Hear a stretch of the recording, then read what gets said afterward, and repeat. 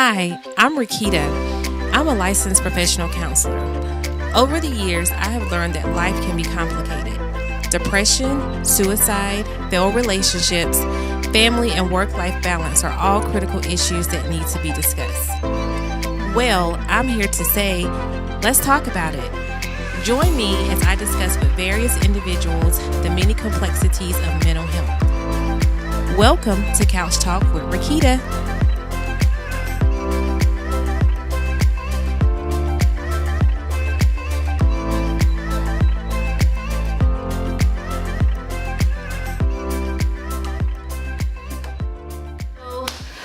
Welcome to Couch Talk. My name is Reketta Wright. I'm a licensed professional counselor, and we just talk about everything that happens in life on the couch. And I have guest experts on to talk about life, love, kids, just anything. And so today I have with me Mr. James Perkins, and he's going to be talking about mindset, entrepreneurship, and just how all of that flows together. So before we get started, James is a business mindset coach. He's also one of my colleagues. He's also an LPC. So just, James, tell us who you are and what you do. Good deal. So again, like you said, I'm a business mindset coach and counselor. And so how my journey started, I've always been passionate about people. And to the extent that I actually switched my major in undergrad from accounting to psychology, which is a story in itself. But it was a process for me really finding out, okay, this is where I think I'm going to serve and give my greatest contribution. Mm-hmm. And how I got into the entrepreneurship is I always had a passion for entrepreneurship. Was thinking how I could bridge both entrepreneurship and counseling. Mm-hmm. Was at a conference a couple of years back, and one of the keynote speakers was speaking. She talked about how she had a therapist. Mm-hmm. And from that point it just clicked for me, like, man, I really can serve entrepreneurs in that way, because I figured out that most of our personal development journey really comes out when we're pursuing something normally outside of our comfort zone.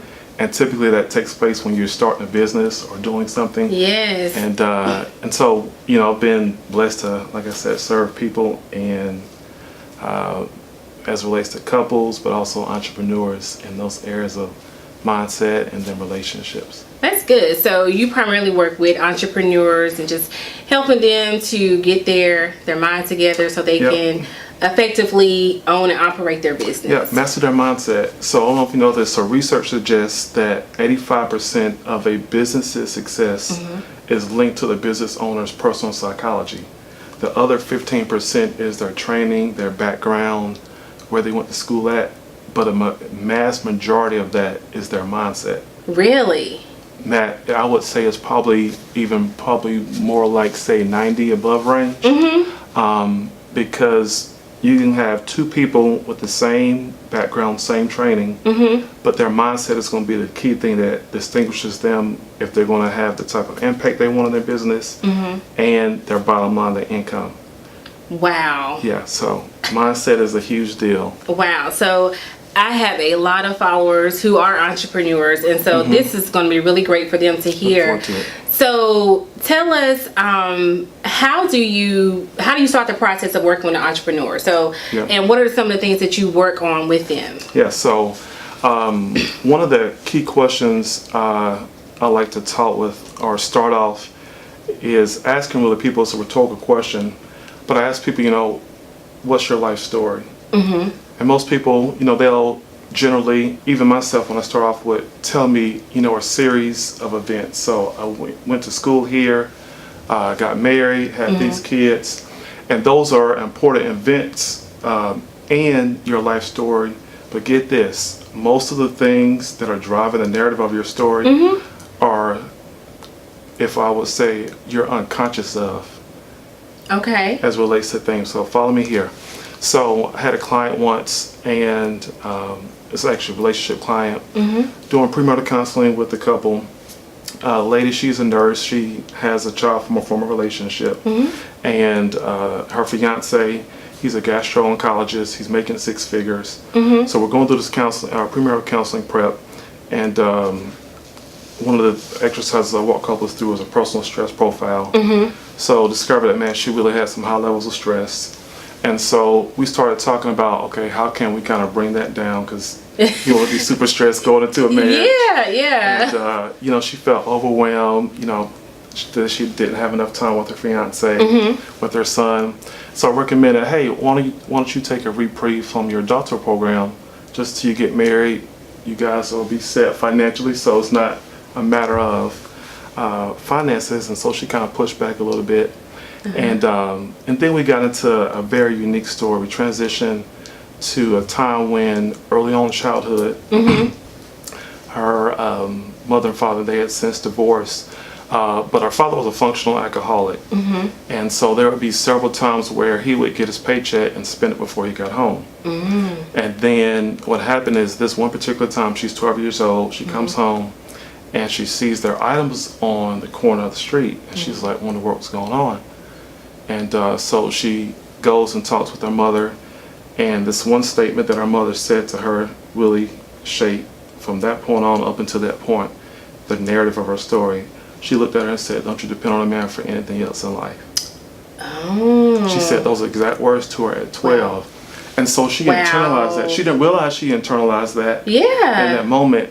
But from that point on, she made it her determination that whatever she did, she was going to do it and be able to provide for herself without the extent of having any help from anyone.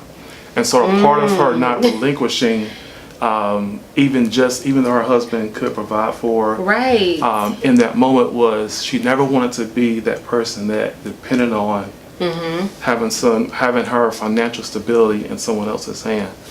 And as she just started to look back, she saw that really theme of independence had really kind of robbed her relationships.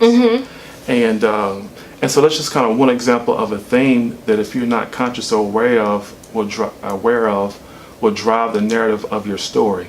And so for most of us, second thing, if I were to ask, what are your limiting beliefs? Most people are not going to be able to tell you, hey, yeah, these are my limiting beliefs.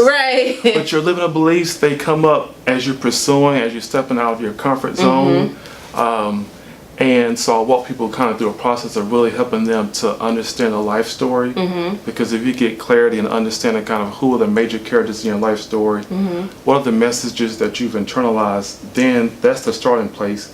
Then we can work to see, okay, based off the messages that you've internalized about your beliefs about money, your beliefs about your worth and value in the world and what you can contribute, then we can start to see, okay, how do these messages, or how are they rather, impacting my business? How are they impacting how I show up? How are they impacting how I price my services? That's good. So that's kind of the starting place for entrepreneurs, is really helping them kind of get clear on their life story. Most people, like I said, if you ask them that, they won't know. So do you feel like when you work with entrepreneurs, or if they come into you and they're not really clear, about their life story, or really maybe some things in their life are a little messy or just not as organized, does that impact their business flow, how they manage individuals, how much money they're making? Yeah, absolutely. So I see it on two ends. Either one, you have entrepreneurs who have been very successful, so they're already making money, so it hasn't necessarily impacted their bottom line, but they're trying to go to the next level. And so, for example, they may have maybe very driven hustlers, grinders, and they have come to a point in their business where they feel like, man, the hustling and grinding is actually not getting me to the next level. And get this, the hustling and grinding may have served them for a season in their business, but at this point they're wanting to scale, but they're unable to because they feel like, okay, if I'm not doing majority of the work, it's a mindset like, if I'm not doing majority of the work, then stuff is not getting done. And so really taking from that point, helping entrepreneurs stepping out from the perspective of working in the business to working on the business.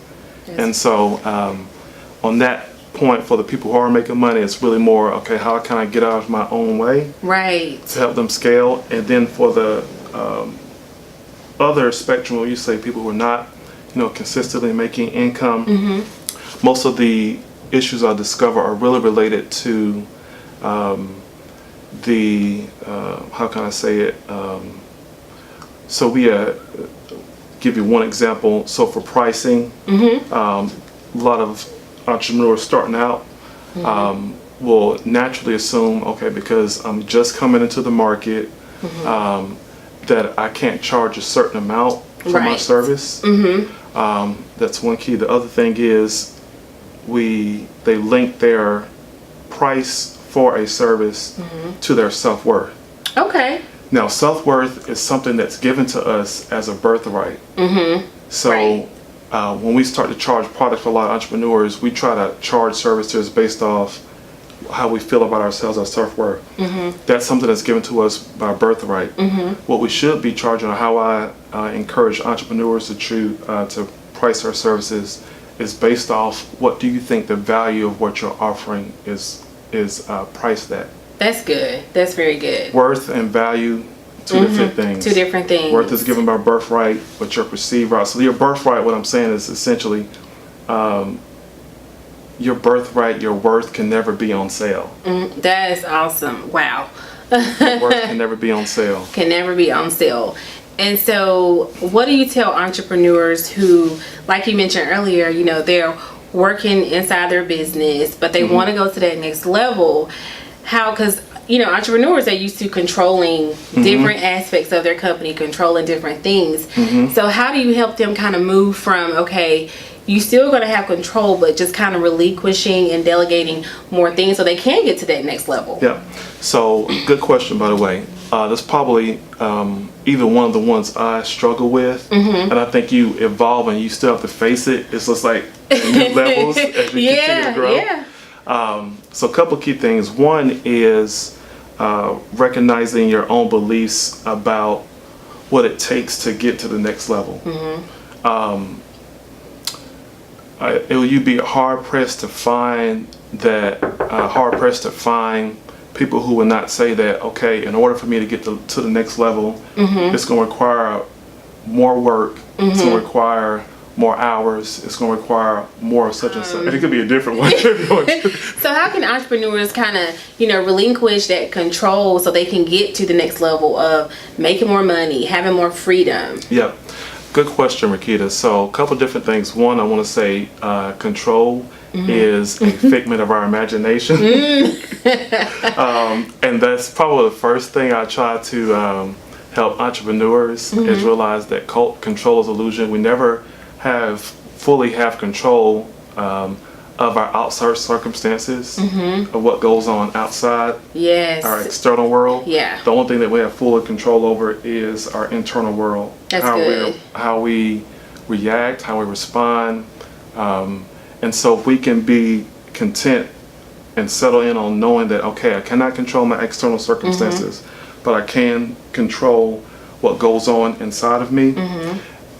First off, that lowers the level of anxiety, because we feel oftentimes like, man, I have to control these pieces. If things are going to be successful, I have to control these pieces. And of course, that's not to say you shouldn't plan for success in your business, that you shouldn't put certain systems and procedures in place. But for the sheer fact that you, in most cases, you're working with people, you're never going to be able to control people. You're never going to be able to control people. And one is to change our definition of finding out specifically what is success for that entrepreneur. For most of us, we would say, entrepreneurs say we want financial freedom. We want the flexibility, but we really don't understand why we want those things.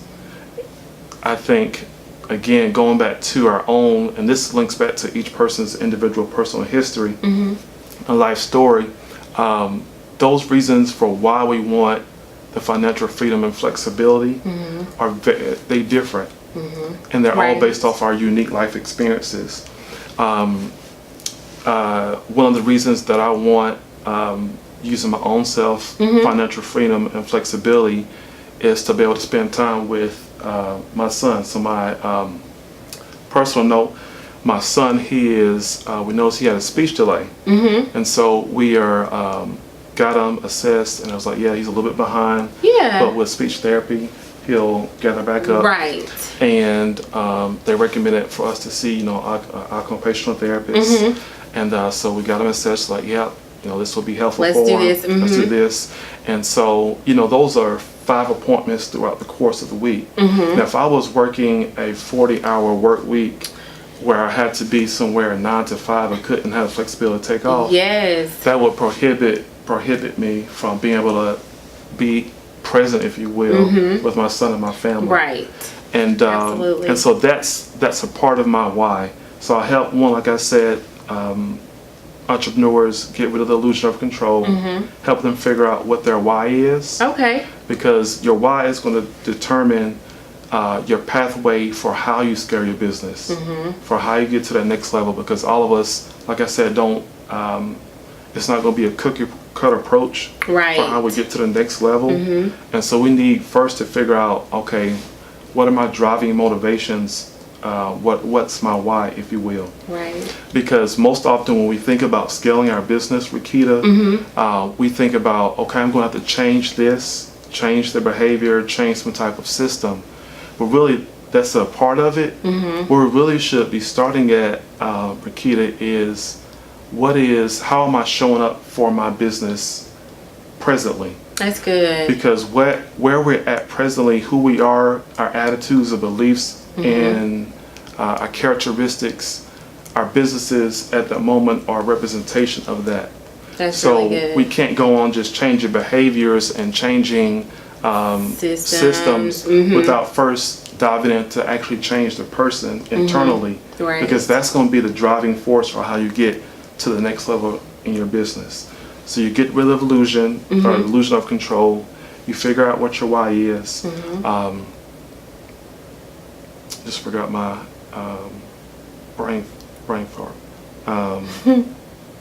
We change at the core, get to the core of the identity of the entrepreneur. So one of the ways we do this is, again, this goes back to helping people clarify their life story. So my approach to helping anybody really is the same method. If you're scaling or if you're just starting out, is through our 4-part framework. Give you it's know it, own it, live it, share it. So first part of that is helping, again, entrepreneur clarify, understand what their life story is, who are the major characters, what were the major messages that were internalized as a result of my primary life experiences, mainly from your early relationships with your caregivers. From that know it phase, we transition to ownership or own it, to talk about taking ownership of your life.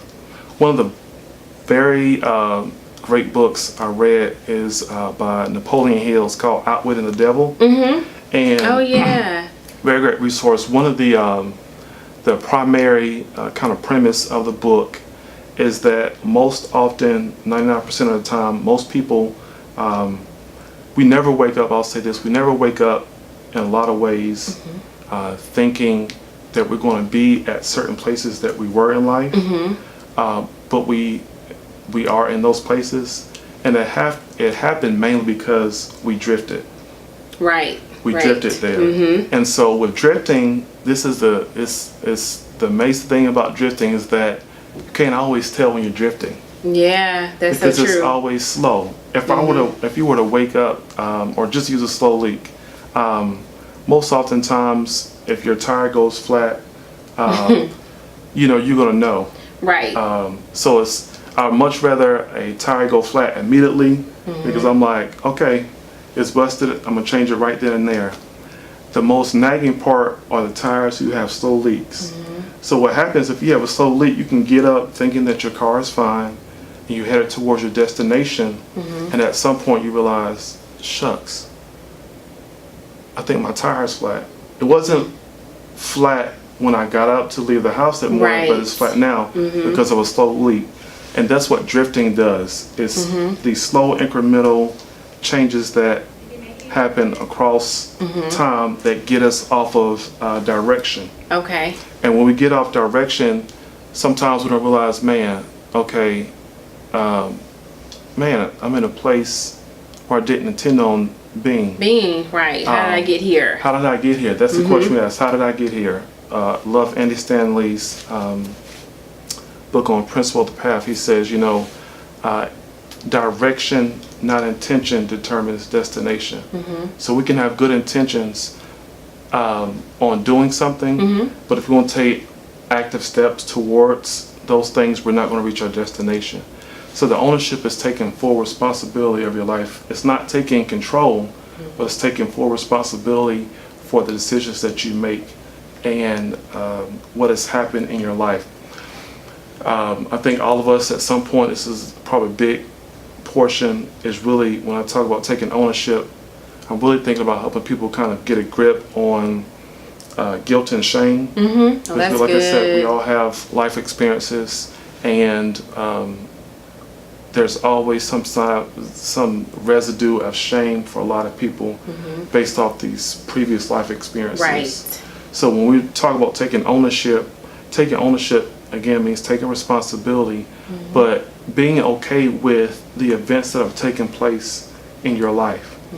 If you do not settle in your mind, in your heart, that what I have experienced in my life was a part of my process and a part of my growth, you're not going to scare your business, because there's going to always be some sense of shame attached to your story, which is not going to cause you to show up fully and be present for your business in a way that you would like to. That's good. From ownership, it's live it. Live it just really means I'm helping people distill what are the positive things that you need to continue to carry on, that you've internalized from your primary caregivers up into your current life, and then what are those things that are disempowering you? What are those things that are keeping you from moving forward?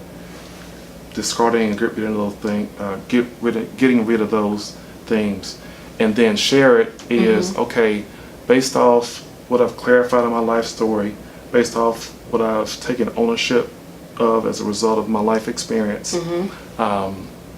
living, deciding on, okay, these are the messages I'm going to continue to carry on, these are the themes I want to continue to carry on. Share it is about how do I really give full expression to what I've learned as a result of my life story.